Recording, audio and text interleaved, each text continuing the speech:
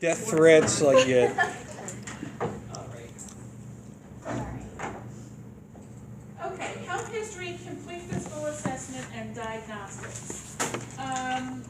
Health history is, the nurse asking the patient about their history, and they do something called a review of systems. You'll see it ROS if you look at the patient's chart. I'm almost positive Lower Bucks has it in the computer. I don't think it's a handwritten thing in their chart. And that should be the same for Roxborough. It's typed now. Used to be review of systems at the admitting med student or resident, and eventually attending physician would do the review of systems in the chart. And it's basically going from head to toe with the questions, do you have headaches? Do you have dizziness? And then going down to the chest. Do you ever have heart pain? Do you ever have palpitations? Do you ever have difficulty breathing? So that's what the health history is all about. Complete physical assessment is that head to toe assessment that we're going to be talking about today. And diagnostics are the testing and like lab stuff, like all the lab work that's done on a yearly basis where people get their yearly physicals. Complete metabolic panel with like the electrolytes that looks at the kidneys, the heart, the liver. So is this a new lecture? Every once in a while, depending if the blood work shows something, then they'll get other diagnostic tests, like maybe some X-rays or radiologic studies to look deeper into what they might have found in the lab work.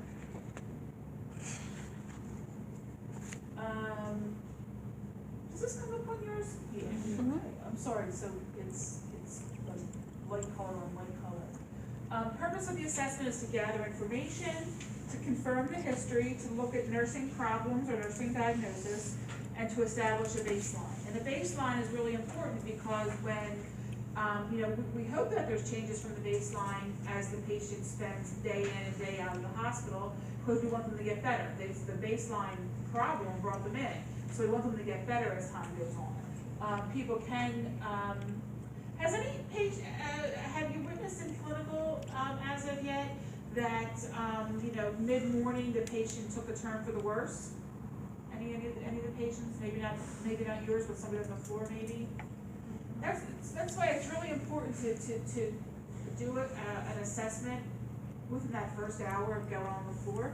If you have 5 or 6 patients, it's hard to see all 5 or 6 of them in that first hour, but at least the first 2 hours to get that initial assessment done in case there's a change. Because the poop really hits the fan when there's a change and you haven't done the initial assessment yet. Or if you've done it and you haven't documented it yet. That's almost that. But if you didn't do that initial assessment and now they're sort of going bad, you have nothing to compare to on your shift anyway.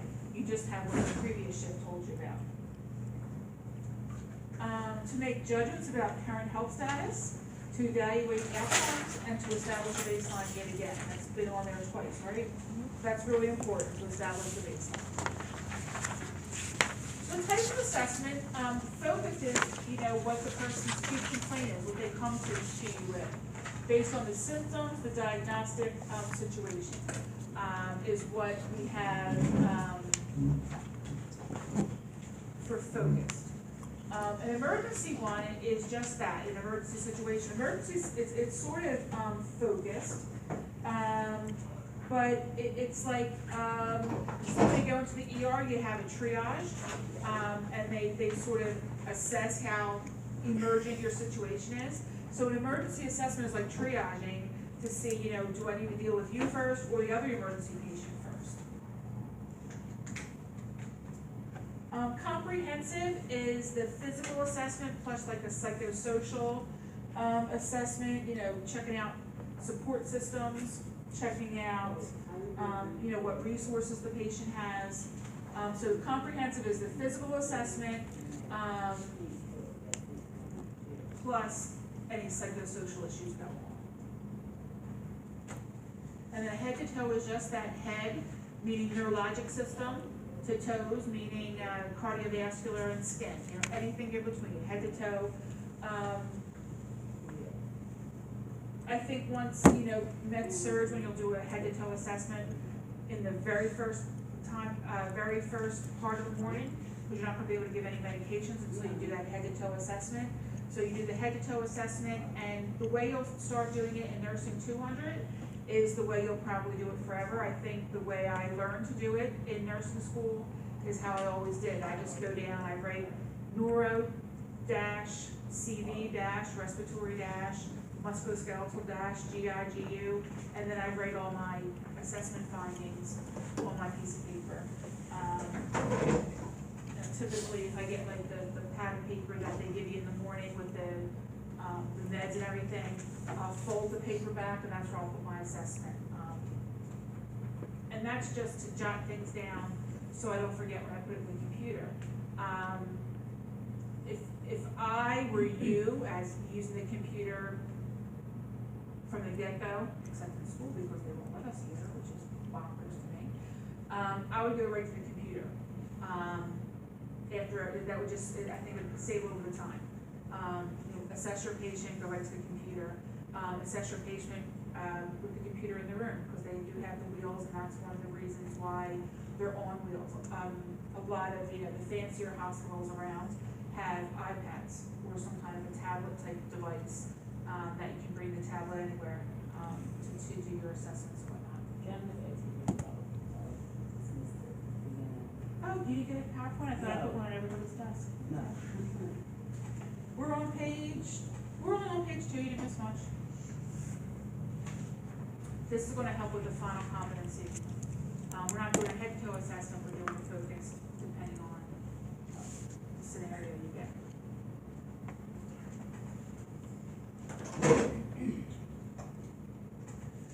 An emergency assessment, you'll often see the acronym or the initials ABCCS.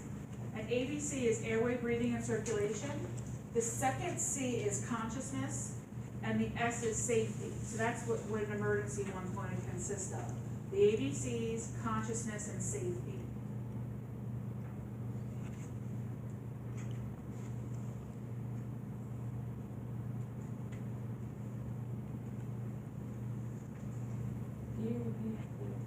Sure, ABCCS, airway, breathing, circulation, and then consciousness, like how conscious are they? Are they in a stupor? Are they alert? Anywhere in between. And then safety, are the things that you're checking for an emergency assessment.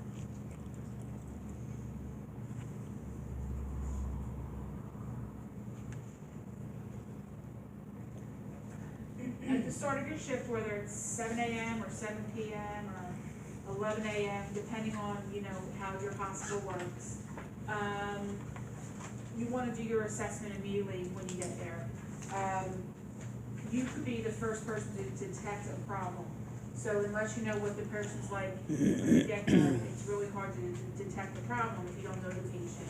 Just think if you had off all week because you're on vacation, you're coming in on a Saturday, and you get reported on the patient, you never clapped eyes on them, you hadn't been in work for a while. So you got report, that's great, but that person's assessment was their assessment, you need your assessment now. So you really want to see what's going on, so you know when those changes occur, and changes can be drastic, they can be very subtle, and if you catch a subtle change, that's great, the change might not become drastic, so you want to really do that as soon as you possibly can. The reluctant patient, I'm sure you've come in contact with a reluctant patient. Don't bother me now, go away, come back in a half hour, come back later, and it's always later, they tell you later. So with the reluctant patient, you want to be firm, you want to take control, because you need to establish that baseline, it's just that simple.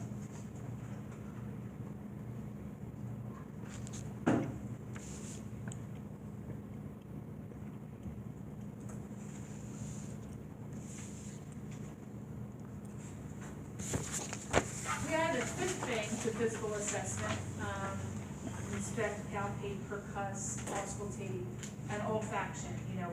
It's sometimes we can smell a problem before we see the problem. So that could be an infected wound, it could be a code brown, it could be A lot of code browns. code browns. Blowouts. Trying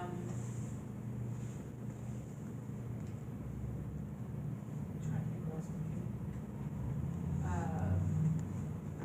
Fire in the room, smell smoke, you know, a lot of things we can detect before we see it. So we're gonna talk about inspection first, seeing with our eyes. When we assess, we're gonna use the pads of our fingers, you know, to do our light touch. Whenever we check the temperature, we're gonna use the back of our hand or our palm. It's more sensitive to heat and cold.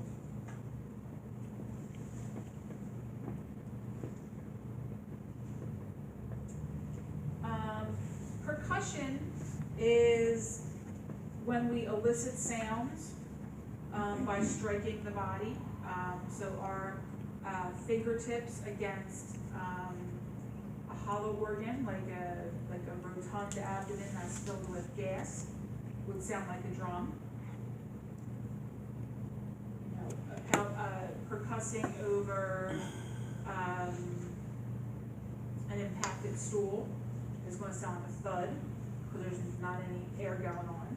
But percussing over a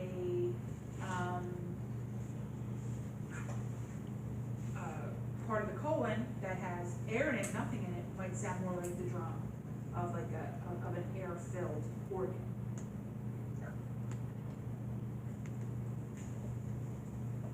Ears are going to auscultate, and we've auscultated some things, our apical pulse, vowel sounds. We can auscultate without the stethoscope. We can just, you know, hear the person breathing. Do they have any audible breath sounds that we can hear? Do they have an audible wheeze that we don't even have to put the stethoscope to their chest?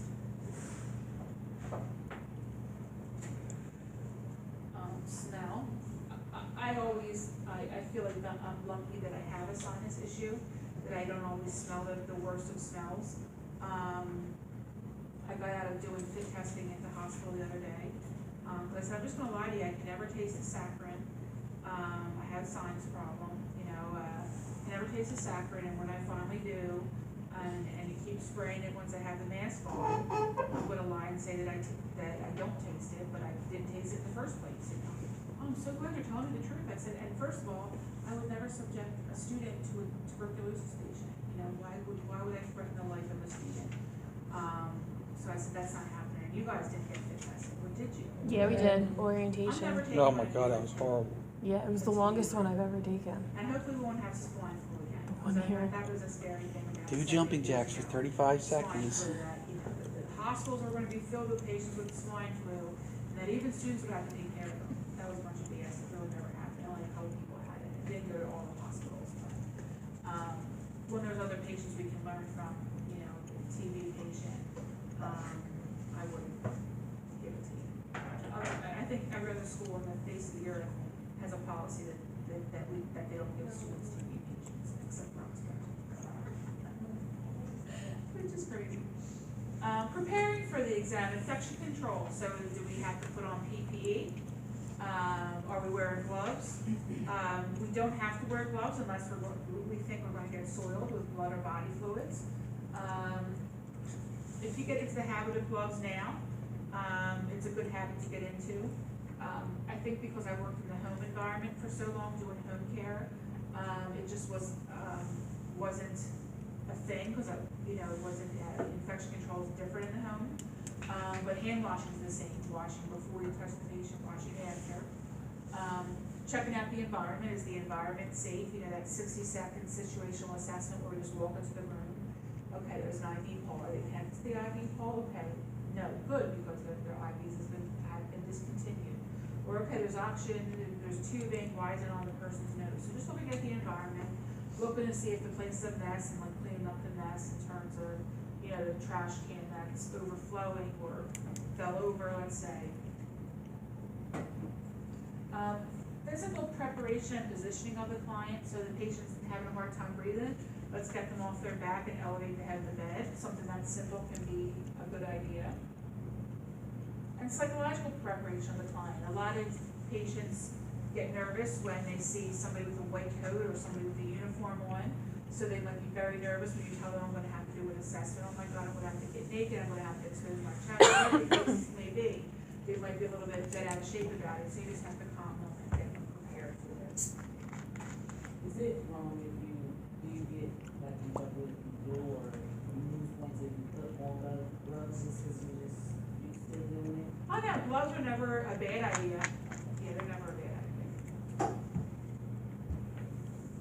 So, hand hygiene, providing the patient with warmth, so, making sure they have a blanket, so just exposed body parts that you're looking at or touching at that time. Good lighting, there's usually always overhead lighting in the hospital room. I don't think there's lighting over every bed in the lab, it's just what you got, so. Just a general survey when you first look at the patient, obvious signs of distress, so you wanna take care of those before you start anything else.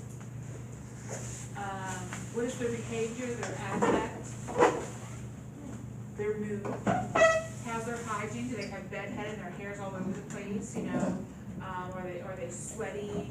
Are they disheveled? Are they dirty? Do they still coffee down them? Is it dried already? So that they've had a dirty gown on for how long now that the coffee's dry? Positioning of the bed, posture. When you're interviewing a patient, talking to a patient, assessing a patient, you might want to have them, elevated so they're more at your eye level, so you can see what's going on, to see what you're doing. That's important too. Body movements, are they moving all their body parts? Are they hindered by any movements? Or are they having a hard time moving any body parts? Part of the general survey is height and weight. Deciphering if there's any odors going on. It could be a smell of urine, and that could indicate incontinence, or maybe it's having UTI and they really, didn't clean their perineum when they went home to the bathroom. General survey is going to include vital signs, orientation status. So, are they awake, alert, and oriented? And what they need to be is oriented to person, place, and time. And so we would say oriented ×3 if they are indeed oriented person, place, and time. So person could be themselves, it could be you, the nurse, if they can identify you as a nurse, that's great. Place, hospital, if they can identify which hospital, that's even better. And time. Time is often hard, especially if there's not a clock in the room. People can get very disoriented to time. Especially if they don't feel well, they're not watching TV. If they knew, Wheel of Fortune's on, they know that's what, 7 o'clock or 7:30, I forget what time Wheel of Fortune's on. Or Jeopardy, everybody's watching Jeopardy now because the guy that keeps winning. So if they knew, if that was on TV, they'd be able to tell you about what time it is.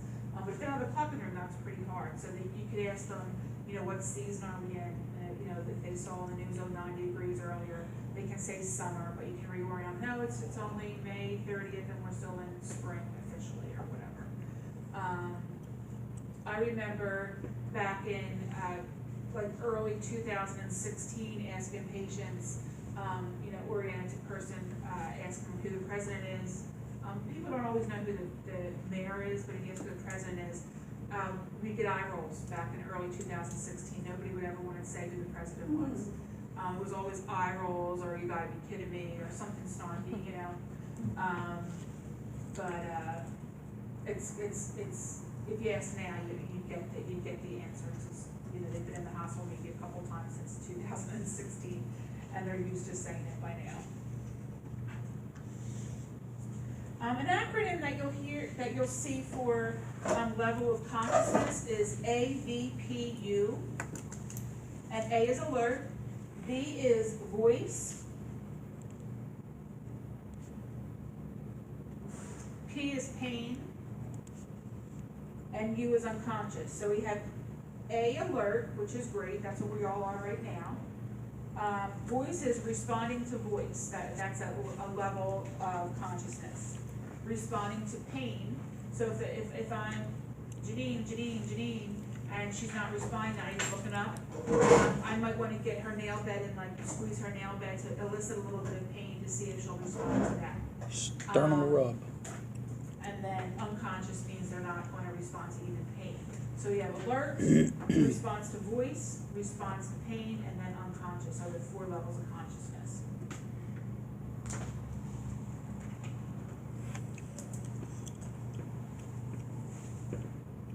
I'm going to tell you a couple of these slides to cross out once we come to them. Glasgow Coma score has the highest numeric value of a 15. 15 is good. 15 is great, actually. You want eyes to open spontaneously. You want their verbal response to be oriented. So that's 9 points right there. If they're not open or they're silent, they only get the 1 point. So the minimum amount of points is 3 for the Glasgow Coma score. Glasgow or Glasgow, some people say. And the third section is eye response. They open without asking them to open it. They're just spontaneous, or there's no response. And anything in between. Responds to verbal commands, opens to pain.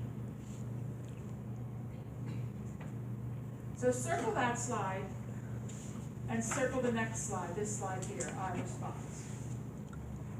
Look, there's a bunch of hullabaloo and like repeats, so we can cross out the next view, because I don't want you to think there was like 12 sections of the Glasgow Coma score. There's only 3 sections. Circle those 2 and then cross out this one and this one.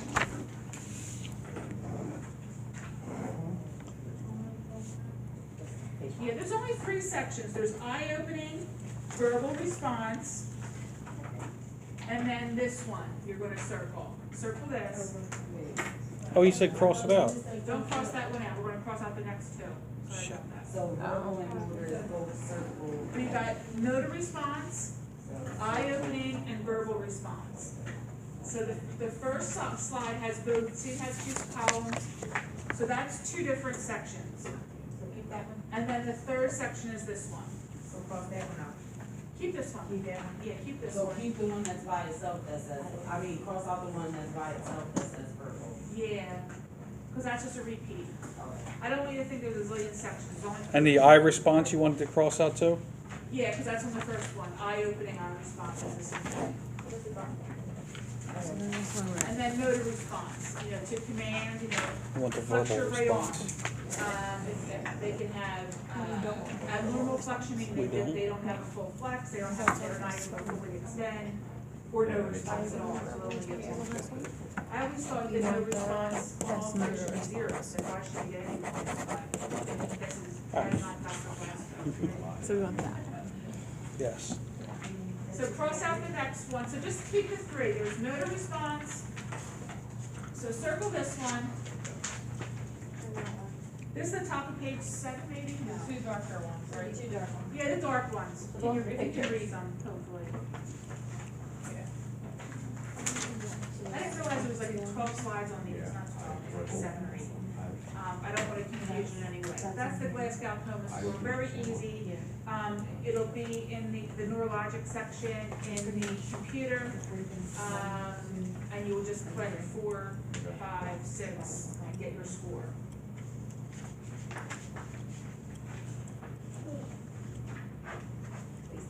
All of us would be 15, I think, today.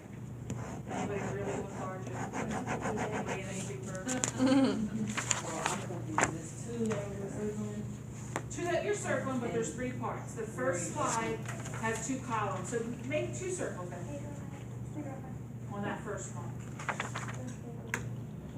Jesus H. Christ.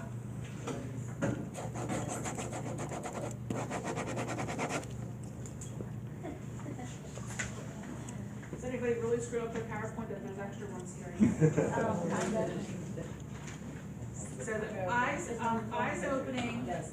motor, Refrigerator eyes girl. opening, motor response, and verbal response. But just the one with the pictures, right? One's in pictures actually, yeah. So if I'm saying Nalene, and she's not responding, then there's a problem. She's not responding to her name. Is there a problem with her hearing, or are her ears clogged up? Do I need to get closer? I can either shake her shoulder or shake her hand, shake her arm to arouse her. And if that doesn't work, I'm gonna try to elicit pain, squeeze the nail bed, rub the sternum. Yeah. You never wanna rub hard, when you think you're gonna sleep heavy. You don't wanna alert them. Oftentimes, just giving a hip check to the bottom of the bed will do it, like it'll really shake their whole body, and hopefully they'll wake up with that, and they don't have to elicit pain. Okay? The opening question. Who the hell is it? So before we do a assessment, our opening question to ourselves is, how does the patient look? How does the patient look? How does the room look? Are we safe here? We're in the doorway of the room, we're looking in, does everything look okay to us? How's the room look? How's the environment look? How's the patient look? It's, there might be a slide, yeah, a slide that says the opening question. No.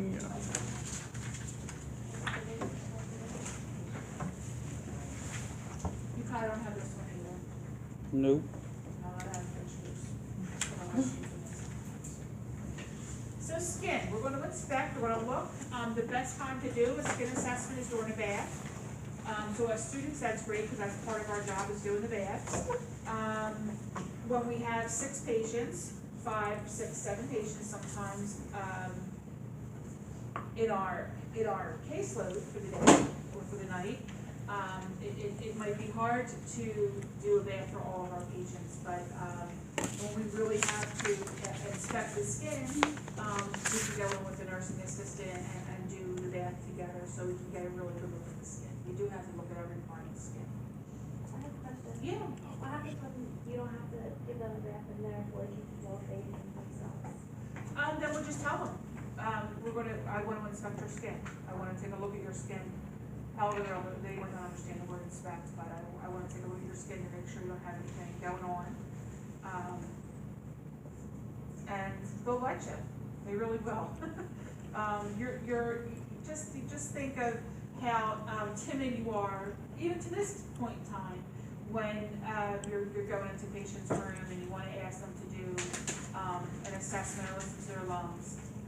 They know what they're there for. They know that they have to be assessed to see. They also know that you're students, because it has a big old student on your ID, and you have the uniform on that's not the nurse's uniform, it's a different color or whatever. But it's just telling them flat out what's going on and what you need to do. They're going to comply. They're going to say okay. Oftentimes you if it's that patient who didn't sleep well last night and the nurse doesn't want you to bother them, you go in with the nurse and you can do it together. She could listen or he can listen to the lungs, and you can go right behind with your stethoscope, and then you can compare notes on what you heard. Or you can ask, what does that sound? Did it sound like a clear breath sound? Did it sound a little bit abnormal? So you can get an idea what that abnormality was by asking. And even if you go in and do it yourself and you come to your instructor or the primary nurse and say, I don't know what the heck I heard, but the left side sounded nice and clear, but the right side sounded like junk. I don't know what that junk was. And we'll go in and check what that was. Palpation, especially over lesions and different problems going on with the skin. Is it warm? Is it boggy? Those from the wound care lecture, the deep tissue injury, a wound that hasn't opened up yet, but once it opens up, it's going to be a disaster because it's multiple layers of tissue that's been destroyed because of pressure. That's going to feel what they call boggy. Do you ever have the only thing I can think of is like an old sponge. You have that sponge in a bucket down the basement that you used last for cleaning the laundry room or something, and you just left that damp or wet sponge in the bucket, and now that sponge is like, it's not as sturdy as it used to be. It's more airy, and that's what deep tissue injury would feel like underneath the skin. Like, it's called boggy. It's just squishy, you know there's, the tissue's dead underneath, the tissue's not viable, and then once that wound opens, it's gonna open multiple layers because of how the tissue was just destroyed underneath. So that's palpation, feeling. Olfaction, if there's an opening in the skin, we wanna know if it has a malodor, a smell, or a bad odor. If the wound has a bad odor. And you can assess the skin when you're listening to lung sounds. You can look at the person's back. When you're taking them off the bedpan or helping them clean themselves after using the commode, you can take a look at their butt and their sacrum. Okay? So you can do it at different times during the day. If the patient's really tired and they didn't want to even roll over for you to listen to their lungs, you can listen to their lungs and do the back of their body skin assessment in a couple hours. As long as you got half of it done, you just document that next part when you saw it. At 10:30 now. Even though you did the rest of it at 7:30 in the morning, the rest of the assessment will be later in the day.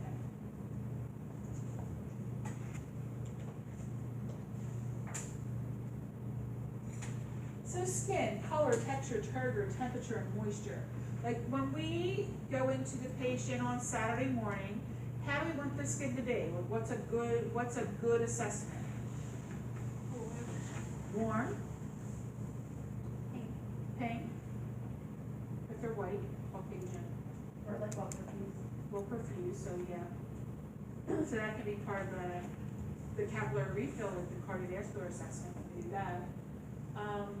Warm and dry, clean, warm and dry would be a good assessment, and that's probably going to be in a computerized assessment.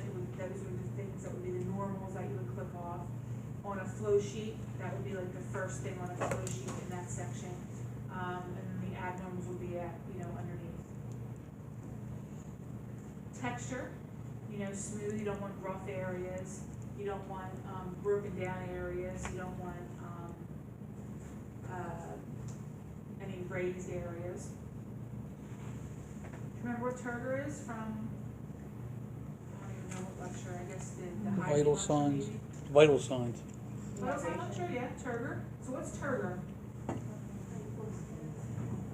When you pull the skin up and you want it to go back and it indicates that you're well hydrated. If my skin were to stay up when I pull up, that's called tenting, and that's not what we want to do. We want it to go right back in. It indicates good hydration. Little old folks that have a lot of extra skin, that's just nature for them, and it's normal. They can also have poor turgor, but you can definitely tell by just the look of their skin. They just have multiple wrinkles on their forearm and hands. Temperature, you want it to be warm.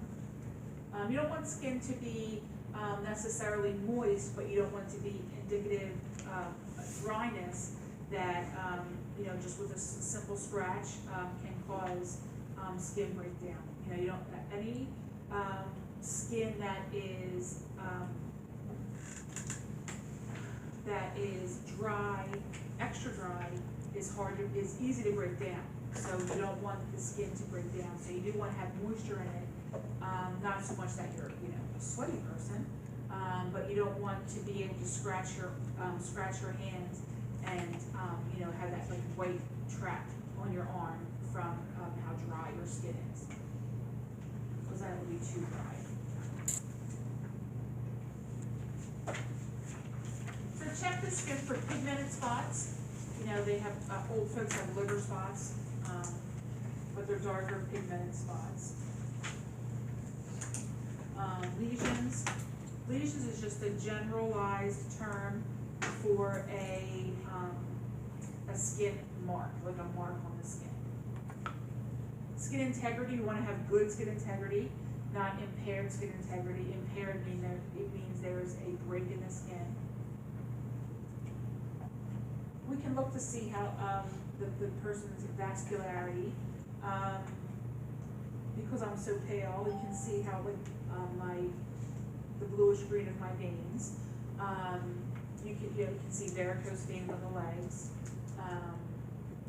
edema, and we're gonna grade edema, from 0 to 4. If it's pitting, we give it a number.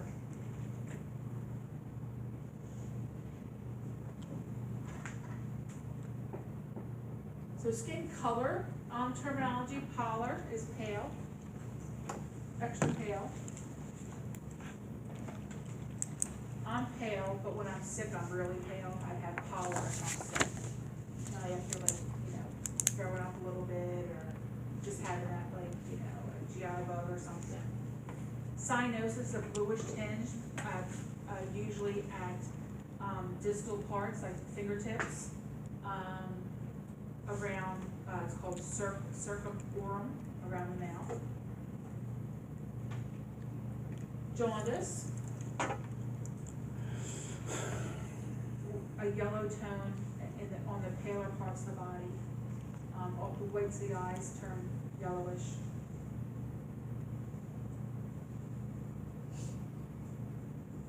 Erythema is redness. Vitiligo is what Michael Jackson had. The half white, half black, patchy.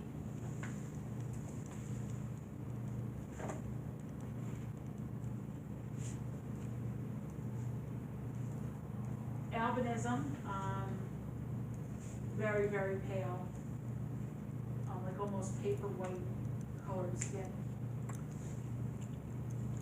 Very, very blonde hair. Blue eyes, sometimes pinkish blue eyes. There's the edema scale. So 0 would be no edema. Something our book doesn't talk about, but we often talk about it in the nursing world, is trace edema. So it's less than the +1. +1 is 2 millimeters, a slight pitting. When you press down, it comes back up pretty rapidly. +2 is 4 millimeters, +3 is 6 millimeters, +4 is 8 millimeters. So they're all under a centimeter depth. It's very subjective. Your +1 could be my +3. Or shouldn't be +3. Your +1 might be my +2. Your +4 might be my +3. It's super subjective. I've never gotten a ruler out to measure how deep was it 4 millimeters, or was it 6 millimeters, or was it 5? So does that make it 2.5 plus? You know what I mean? Yeah, so what stage, do they start to work with the patient to see some of that?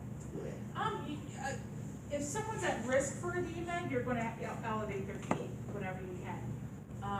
Your patient, the little guy who lived in that neighborhood, and he used to live on the property, he's like, my feet are a little swollen. I said, let's put them up on the trash can. That's very like old school. But we don't have Hassocks or ottomans in the hospital for patients to use, and it's pretty nasty having their feet. I put the pillow on top and then his feet. But he felt better because it's not above his heart, which is the best. In the bed and then having the legs way up is the best thing to do. But he felt good sitting in the chair. He was going home that day anyway. But anytime you can elevate the feet, it gets, and they're not moving around on their own, gets the blood flow and gets the blood return back to the heart is what we want to do. We'd worry with a +3 or +4 if with our interventions that it didn't go away. But a +1 or 2 might not go away either, depending on what their underlying issue is. If it's heart failure, that just might be how they present, and that's their worst part of the heart failure. They might never get shortness of breath, but they have horrible peripheral edema, which +3 or +4 is going to impede how they walk. So, it all depends on the patient, when you're going to intervene and how you're going to intervene.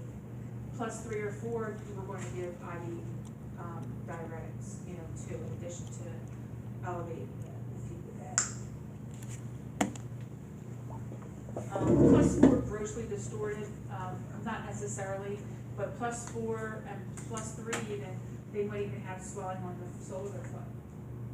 +3 and +4s aren't gonna get into their regular shoes. If people, heart failure patients have +3 and +4 a lot, they have a pair of shoes that's their swelling shoes that they put on when they have to go somewhere. Because they can't get into the regular shoes.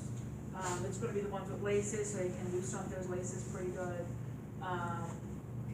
But yeah, you know, you see, we'll try to squeeze their foot into even their slippers, so like their toes are pretty much, without edema, because they press all the edema into their instep, so they have like these big elephant feet sticking into their, little slippers, but can't leave the house barefoot or just with socks on, so they do buy extra shoes or, you know, squeeze themselves into slippers or whatnot, so.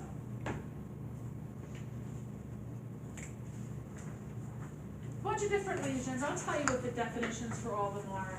Do not commit them to memory.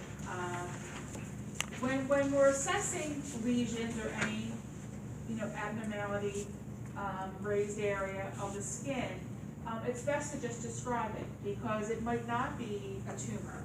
It might be a nodule. You know what I mean? So it's not us to diagnose. So it's best to just describe what we got going on. There's a, you know, a dime-sized, reddish raised area on the left dorsal foot. Is instead of writing, you know, left dorsal foot cyst. We don't know it's a cyst, okay?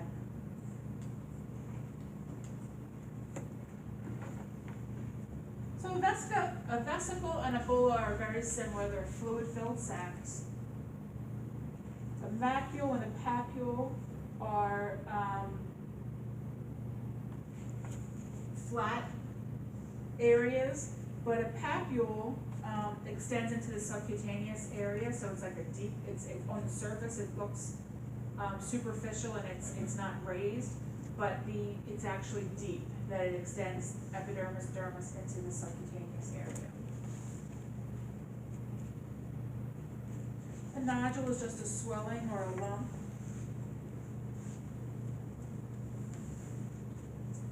A tumor can be benign or malignant. Of course, benign is not cancerous, malignant is cancerous. A tumor is just a collection, an abnormal growth of cells is what a definition of a tumor is. So it's with or without cancerous cells, is whether or not it's cancerous or not. A cyst is a sac-like pocket that has either air or fluid in it.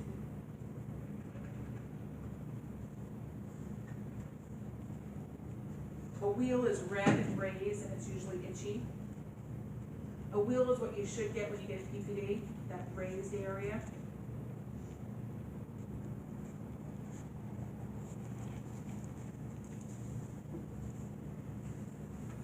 Furuncle and pustules are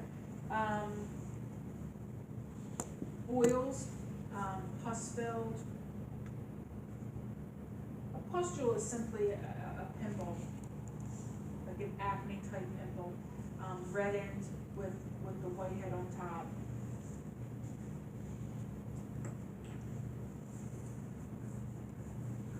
And ulcers a wound. There's pictures here on this next slide of the different things. But again, just describing what you see is probably the best bet. Let the physician make a diagnosis of what it actually is. Excoriation we didn't talk about. Excoriation is, did Miss Reiser show any, a picture of contact dermatitis when people have skin breakdown from urine, the acidity of urine? It's that skin that it's just scratched away, and you have all this, it's like a scratchy look plus like reddened, you know, reddened area. That's what excoriation is. It's sort of like scratchy, you know, you have like a raised area, like a scratch from a person or a cat. A scale is a dry area.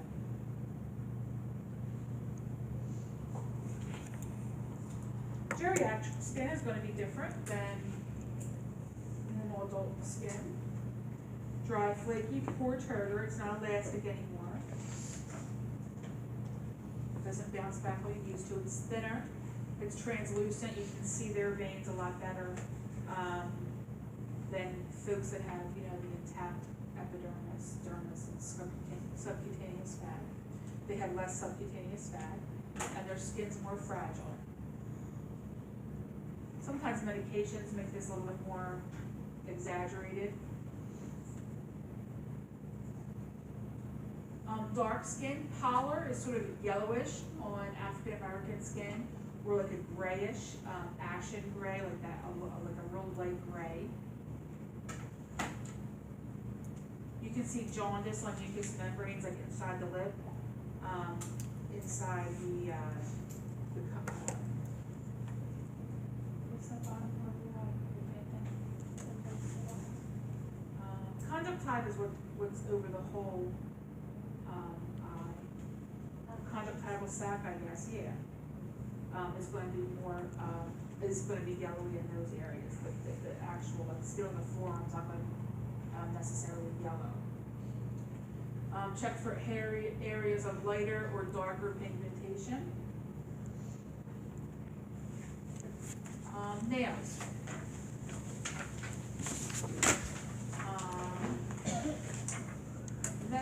The texture here, I'm guessing this is still an old age or elderly slide here, because the texture is brittle, grooved and ridged.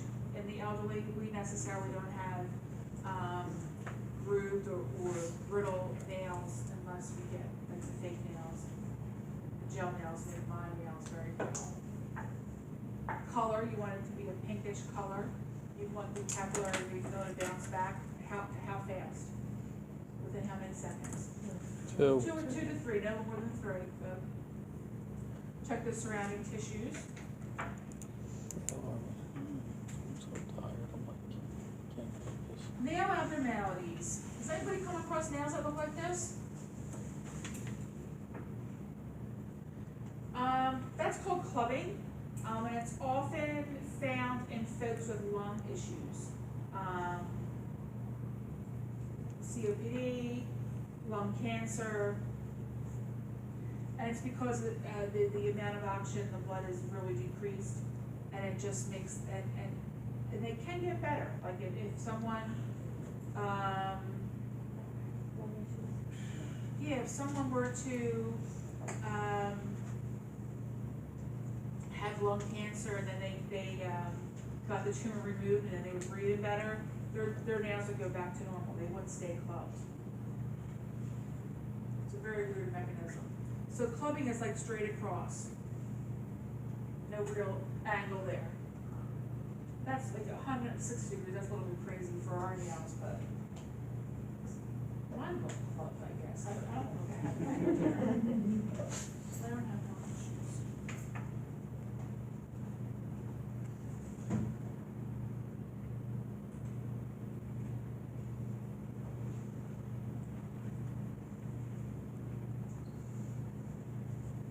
Geriatric, brittle, split,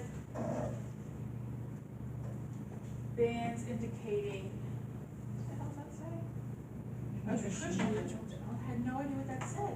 Nutritional deficiencies.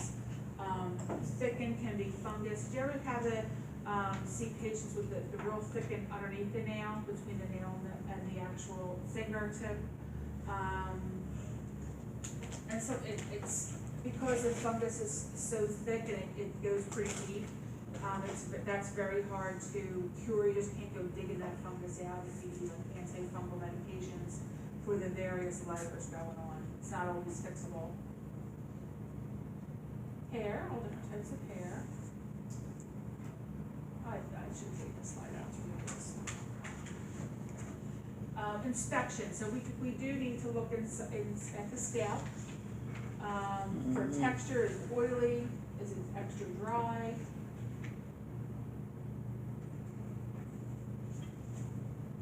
The length, the amount, the growth and distribution. Do we have, pockets of baldness going on? Is it clean? Is it they have infestations? Anybody that works at the CNA come across patients with, you know, bugs, hair bugs, head lice or anything? I haven't either, I don't ever want to either. My daughter had LS, she started, daycare, she was 3, and they Yeah. were like, ridiculous. And your daughter had clean hair. Head lice, if somebody had greasy hair, they slide off the greasy hair. So your daughter had nice clean hair and it was easy to stick to. No, but she literally gave it to like my whole family because it was like the whole family doing that. Like, and I honestly didn't think like African American people could get LIs. I was like, black people don't get LIs. Like, they do because everybody gets No, How long it did it was take to get rid horrible. of? Oh my, at least like a year because it just kept going around and around. Like each shot, what I would do with my daughter. Then like my sister's daughter had it and she like, it's a big kids like sitting next to each other playing on something and it just jumped from child to child. It was horrible. I'm so glad she's seeing for now. Like, but it was horrible. Fucking gross. I remember a couple different times, maybe third grade or fourth grade, a note came home with the folder of information. You know, head lice is going around, please check your kid's head, you know, the nurse came in and checked everybody's head, and, you know, your child's not the one, doesn't have it, but doesn't mean that it is free and clear or whatever, they get a note from you. And we gave explicit directions on how to check yourself, I'm like, oh my God. I said, you're sleeping on the front step if you have bugs, I said to him. At my work, we get a lot of Stevies and like cubic lice. Cubic lice, Crabs. A lot of bed bugs too in ours. bed bugs. Well, Ugh. we call bed bugs here, right, Tim, found a bed bug in our.